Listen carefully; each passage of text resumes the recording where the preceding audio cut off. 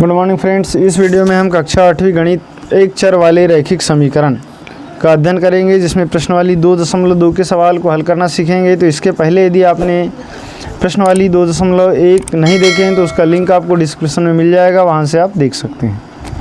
Friends, यहाँ हम प्रश्न क्रमांक 5 और उसके आगे के सवाल हल करना सीखेंगे। तो देखिए, प्रश्न 1 से लेकर 4 तक के सवाल आपने नहीं देखे हैं तो उसका लिंक आपको डिस्क्रिप्शन में मिल जाएगा, वहाँ से आप देख सकते हैं। तो देखते हैं प्रश्न क्रमांक 5 क्या लिखा हुआ है कि दो संख्याओं में अनुपात 5:3 है, यदि उनमें अंतर 18 है तो संख्याएं ज्ञात कीजिए। ठीक है, तो सबसे पहले हम मान लेते हैं कि पहली संख्या, देखो हल प्रश्नानुसार माना पहली संख्या,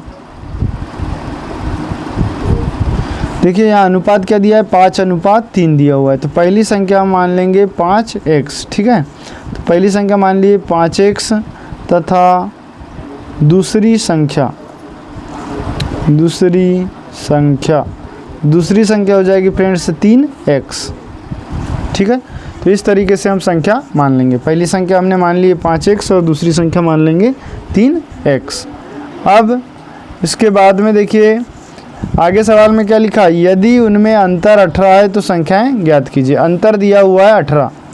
ठीक है, तो अंतर कितना है, 18 है। तब 5x ऋण 3x, 5x ऋण 3x बराबर 18। तो 5x में से 3x गया तो कितना बचेगा, 2x। 2x बराबर 18, या x बराबर, इसका भाग चले जाएगा 18 का, तो 18/2, या इसका भाग देंगे तो कितना हो जाएगा, 9। तो x का मान आ गया 9। अतः पहली संख्या, तो कि पहली संख्या कितनी है, 5x। तो 5x बराबर कितना हो जाएगा, 5 × 9, या 5 × 9 45। तो पहली संख्या हो जाएगी 45। ठीक है, इसी प्रकार दूसरी संख्या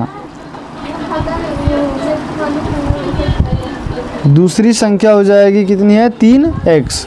तो दूसरी संख्या लिख देंगे यहाँ पर 3x, या ये हो जाएगी 3 × 9 बराबर 3 × 9 27। तो इसी प्रकार फ्रेंड्स पहली और दूसरी संख्या दोनों संख्या हो जाएगी। पहली संख्या हो गई हमारे पास 45 और दूसरी संख्या हो गई 27 आंसर। फ्रेंड्स, वीडियो पसंद आ रहा हो तो प्लीज़ इसे लाइक कर ले, और चैनल को अभी तक आपने सब्सक्राइब नहीं किए हो तो चैनल को सब्सक्राइब जरूर करें। तो वीडियो पसंद आए तो अपने दोस्तों को भी शेयर करें। अब नेक्स्ट सवाल है प्रश्न क्रमांक 6। 3 लगातार पूर्णांकों का योग 51 है, पूर्णांक ज्ञात कीजिए। देखिए लगातार पूर्णांक बोला है यहाँ पर, इसको इस तरीके से आपको हल करना है। हमको दिया है लगातार 3 पूर्णांकों का योग 51 है, ये हमको दिया है। ठीक है, अब चूंकि यहाँ बोला है लगातार पूर्णांक, मतलब लगातार मतलब जैसे पहला उदाहरण के लिए मान लो, पहला पूर्णांक यदि 1 है तो दूसरा 2 होगा, तीसरा 3 होगा। पहला यदि 10 है तो दूसरा 11 होगा, तीसरा 12 होगा। इस तरीके से लगातार पूर्णांक होने चाहिए। तो अब लगातार पूर्णांक बोला है तो हम पहले मान लेते हैं x। तब माना पूर्णांक पहला हो गया x, दूसरा मान लिए x⁻1 और तीसरा मान लिए x⁻2 है।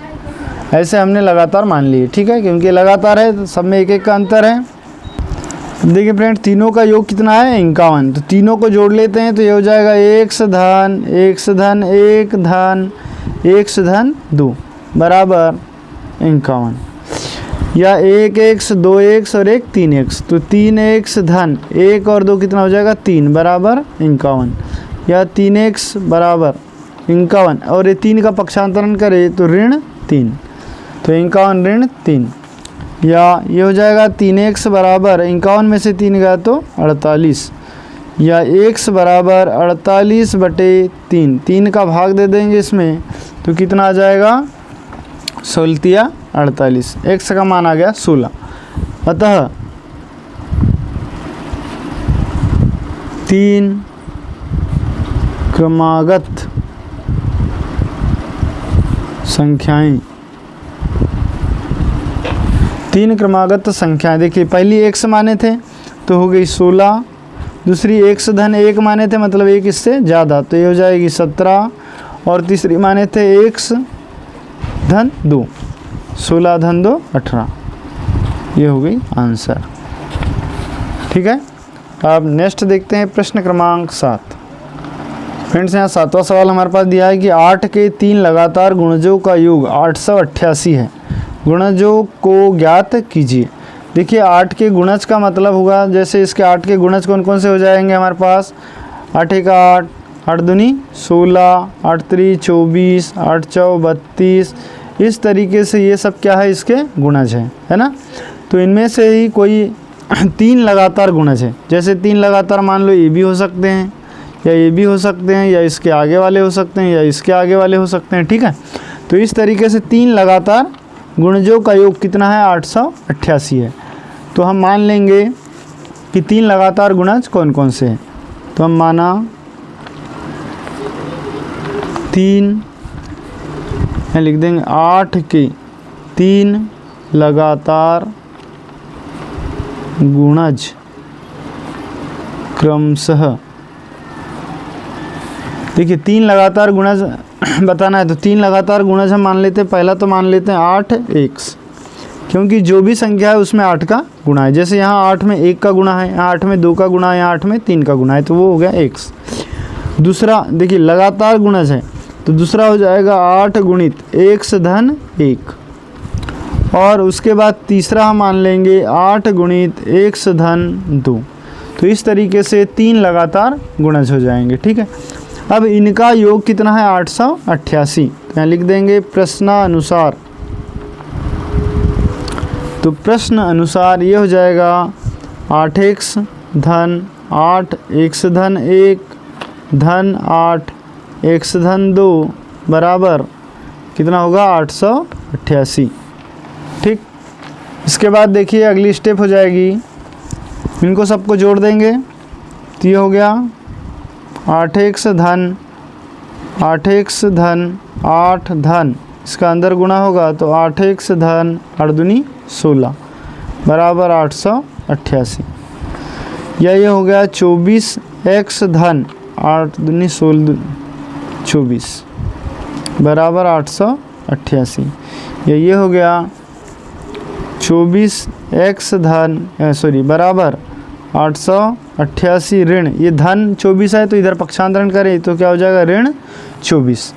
अब इसको घटा देंगे तो ये हो जाएगा 24x बराबर 888 में से 24 घटा देंगे तो ये हो जाएगा 800, ये 8 में से 4 गए तो 4 और 8 में से 2 गए तो 6, 864। ठीक है, इसके बाद तिर्यक गुणा हो जाएगा फ्रेंड्स, तो ये हो जाएगा x बराबर 864 भागित ये 24 भाग में आ जाएगा। अब यदि 24 का हम भाग दे देते हैं तो यहाँ चले जाएगा ये 36 बार। ठीक, तो x का मान आ गया 36।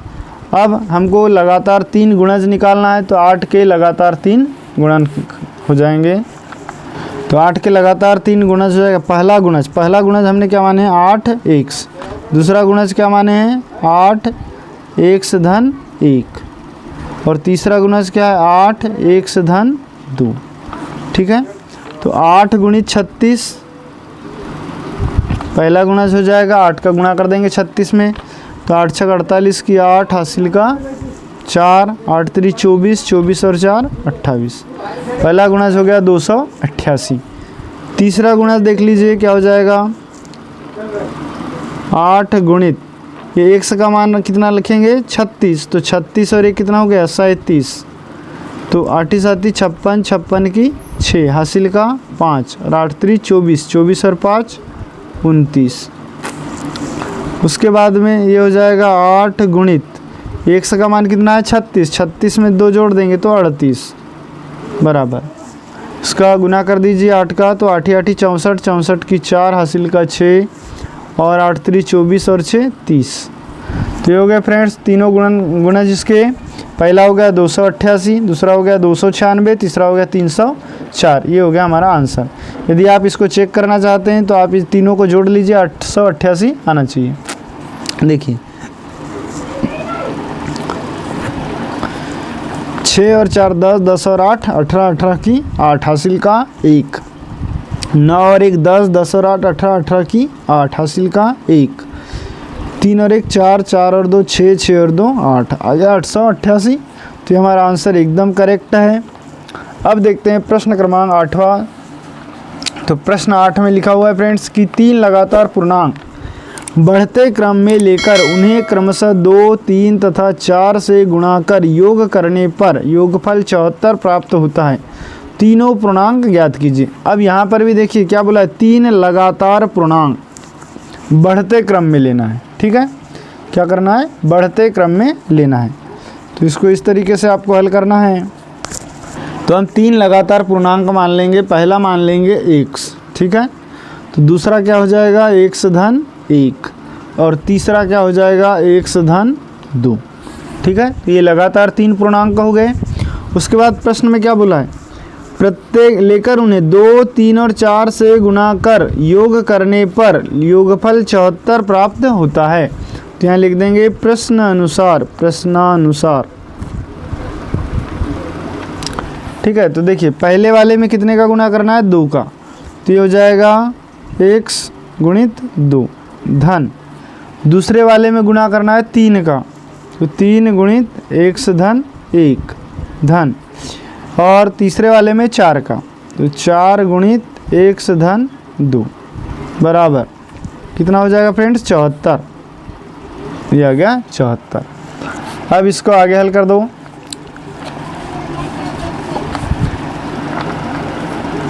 तो देखिए क्या हो गया है, 2x धन 3x, और 3 का गुना 1 में हुआ तो धन 3 का 3 धन, 4 का गुना 1 से में हुआ तो 4x धन, 4 का गुना 2 में हुआ तो 4 दूनी 8 बराबर 74।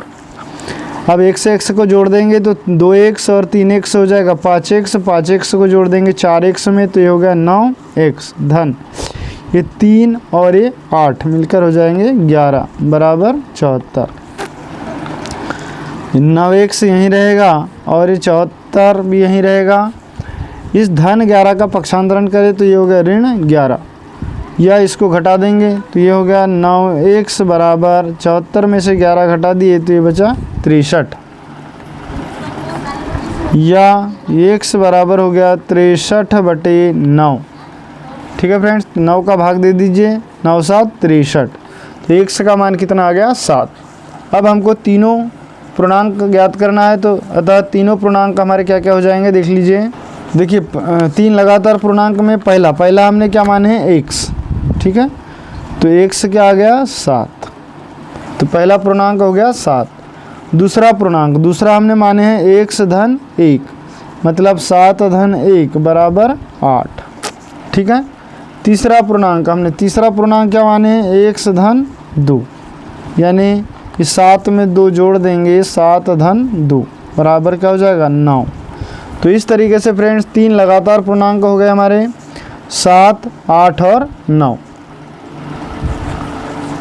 ठीक है, ये हो गया आंसर। तो वीडियो पसंद आ रहा हो फ्रेंड्स तो इसको लाइक कर ले, चैनल को सब्सक्राइब करें और अपने दोस्तों तक ज़रूर शेयर करें। तो एक बार आप पूरे सवाल को देख लीजिए अच्छे से और अपने नोट्स तैयार कर लीजिए, नोट्स में लिख लीजिए इनको, ताकि आगामी समय में आपको समझने के लिए कोई दिक्कत ना हो। ठीक है फ्रेंड्स, इसी प्रकार के और वीडियो चाहते हैं तो प्लीज़ कमेंट्स में लिखें, और इसके आगे के सवाल मैं अगली वीडियो में बताऊंगा। तब तक के लिए नमस्कार।